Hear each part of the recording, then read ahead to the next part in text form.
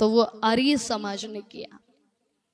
जिस समय मुसलमानों ने पुस्तक निकाली कि कृष्ण तेरी गीता जलानी पड़ेगी, उस पुस्तक के अंदर योगेश्वर कृष्ण पर अनेकों प्रकार के लांछन लगाए गए सज्जनों, अनेकों प्रकार से उनके जीवन को कलंकित करने का प्रयास किया गया। उस समय भी जो योगेश्वर कृष्ण के भक्त कहने वाले थे, जो धर्म के ठेकेदार कहने वाले थे, उन लोगों के कानों पर जूं तक नहीं रेंगे। उस समय में भी आर्य समाज आगे आया और आर्य समाज के बहुत बड़े विद्वान पंडित चम्मूपति एमए जी, उन्होंने पुस्तक लिखी। पहले तो उन्होंने पुस्तक लिखी, योगेश्वर कृष्ण का वास्तविक स्वरूप उन्होंने लोगों को बताने का प्रयास किया और पुस्तक का नाम था योगेश्वर श्री कृष्ण। वो पुस्तक उन्होंने लिखी और वो गांव गांव में, मोहल्ले मोहल्ले में, हर एक स्थान पर बांटी गई। और उसके बाद उन्होंने प्रत्युत्तर देने के लिए फिर एक पुस्तक लिखी जिसका नाम था रंगीला रसूल। आप लोगों ने वो पुस्तक पढ़ी हो, पिछले दिनों मैंने वो पुस्तक पढ़ी। क्या गजब की सारी बातें उन्होंने उनके हदीसों के आधार पर, कुरान के आधार पर, उनकी आयतों के आधार पर एक बार उठा करके पढ़िएगा।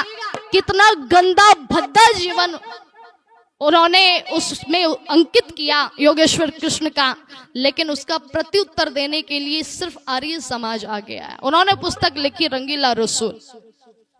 जब वो पुस्तक गांव गांव में बांटी गई, मोहल्ले मोहल्ले में बांटी गई, हर एक व्यक्ति के हाथ में वो पुस्तक आई, तो मुसलमानों में भगदड़ मच गई सज्जनों। सरप्राइज हो गए, ये क्या हो गया, क्योंकि अब तक तो मौन बैठे हुए थे। जब वो पुस्तक उन लोगों के हाथ में आई तो भगदड़ मच गई। और उससे पहले की जरा घटना सुनेगा। जब वो पुस्तक चम्मूपति एमए जी ने लिखी तो उस पुस्तक को छापने के लिए कोई तैयार नहीं हुआ। अनेकों धार्मिक ट्रस्ट चलते थे, किसी ने भी उस पुस्तक को छापने के लिए कहा नहीं कि मैं इस पुस्तक को छाप दूंगा। फिर भी आर्य समाज के एक बहुत अच्छे व्यक्तित्व महाशय राजपाल जी आगे आए। उन्होंने कहा कि महाशय जी, मैं आपकी पुस्तक को छापूंगा। पंडित जी ने कहा कि पुस्तक तो छाप दोगे, लेकिन लेखक का नाम नहीं आना चाहिए। बोले, मैं मरते दम तक लेखक का नाम लीक नहीं करूंगा। पुस्तक छपी रंगीला रसूल, और लेखक के सेशन में उन्होंने लिखा दूध का दूध और पानी का पानी।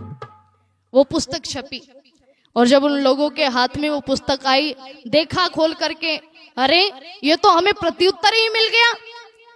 उन लोगों के अंदर भगदड़ मच गई। जैसे ही मामला शांत होने वाला था तो जिन्हें हम महात्मा कह करके पूछते हैं ना, उन महात्मा जी ने पत्र लिखा। उनका यंग इंडिया करके एक पत्र चलता था। उन्होंने पत्र लिखा मुसलमानों को कि तुम्हारे धर्म के ऊपर उंगलियां उठाई जा रही है, तुम्हारे हदीसों के ऊपर, कुरान के ऊपर उंगलियां उठाई जा रही है, तो तुम चुप कैसे बैठे हो। और उस पत्र को पढ़ करके मुसलमानों ने उन पर केस दर्ज किया और ये केस लाहौर में हाई कोर्ट तक पहुंच गया। और जब केस हाई कोर्ट तक पहुंचा तो न्यायाधीश ने कहा 5 मुसलमानों की एक समिति बनाओ और इस पुस्तक को लेकर के जाओ, इस पुस्तक की जांच करो। अगर एक भी बात इस पुस्तक में झूठ है, एक भी बात अप्रामाणिक है, एक भी बात ऐसी है जिसका कोई रेफरेंस नहीं बैठता है, तो मुझे बताओ।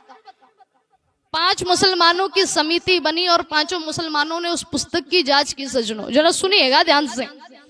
5 मुसलमानों ने इस बात को स्वीकार किया कि इस पुस्तक में एक भी बात ऐसी नहीं है जो झूठी है, अप्रामाणिक है, जिसका कोई रेफरेंस न बैठता हो। एक भी बात इसमें झूठ नहीं है। और उनके उस बयान के आधार पर महाशय राजपाल जी को बाइज्जत बरी कर दिया गया। लेकिन फिर भी उनसे रहा नहीं गया, जिन्हें हम महात्मा कहकर के पूछते हैं। उन्होंने फिर भी रहा नहीं गया। उन्होंने फिर पत्र लिखा कि यदि इसकी देश की कानून व्यवस्था से तुम्हें न्याय नहीं मिल रहा है तो तुम कानून को अपने हाथ में ले लो। और उनके पत्र को पढ़ करके मुसलमानों की भीड़ सड़कों पर उतर आई सज्जनों, और महाशय राजपाल जी की लाहौर के अंदर चाकू घोंप घोंप करके हत्या कर दी गई, केवल और केवल महात्मा गांधी जी के उस पत्र के आधार पर। मैं निवेदन कर दूं आप लोगों के मध्य में, लोगों ने अपना सर्वस्व देकर के संस्कृति को जीवित रखा है। आर्य समाज के लोगों ने अपना खून पसीना दे करके अपने महापुरुषों के जीवन को जिंदा रखा है। लोगों ने तो कीचड़ उछालने में कोई कमी नहीं छोड़ी, लोगों ने तो कलंक लगाने में कोई कमी नहीं छोड़ी। इसलिए मैं निवेदन कर दूं आप लोगों के मध्य में, इस आर्य समाज और ऋषि दयानंद जी महाराज ने इस भारत देश का भाग्य उज्जवल करने का काम किया है। इसलिए आइए चंद पंक्तियां कहकर के अपनी वाणी को मैं विरमित करूं। आर्य समाज ने भारत माँ का सोया भाग्य जगाया, आर्य समाज ने भारत माँ का सोया भाग्य जगाया। भटक रहे जो अंधकार में, भटक रहे जो अंधकार में, वैदिक पथ दिखलाया।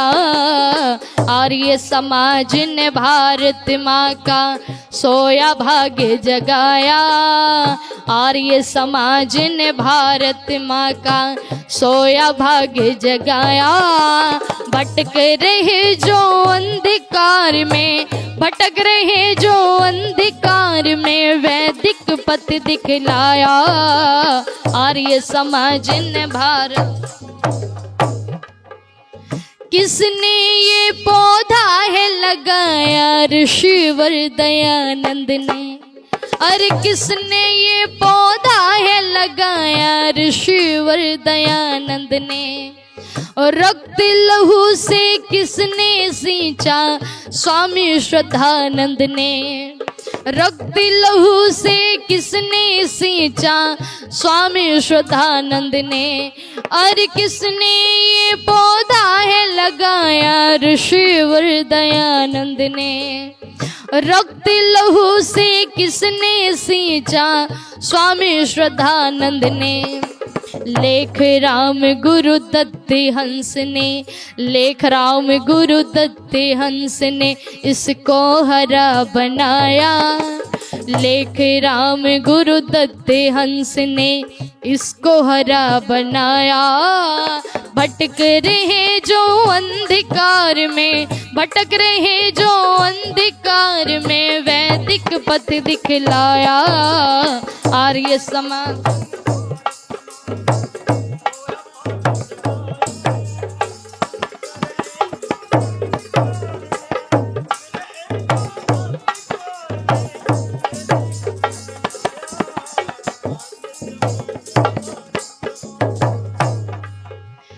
भगत सिंह और चंद्रशेखर इसकी ही गोद में खेले।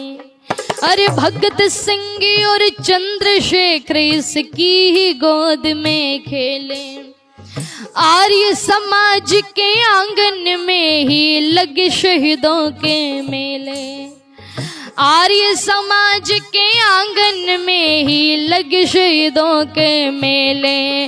अरे भगत सिंह और चंद्रशेखर इसकी गोद में खेले। आर्य समाज के आंगन में ही लगे शहीदों के मेले। जो भी इसकी शरण में आया उसको गले लगाया। जो भी इसकी शरण में आया उसको गले लगाया। भटक रहे जो अंधकार में, भटक रहे जो अंधकार में, वैदिक पथ दिखलाया। आर्य समाज ने भारत माँ का सोया भाग्य जगाया। आर्य समाज ने भारत माँ का सोया भाग्य जगाया। आर्य समाज ने भारत माँ का सोया भाग्य जगाया। आर्य समाज ने भारत माँ का सोया भाग्य जगाया। आर्य समाज ने भारत माँ का सोया भाग्य जगाया।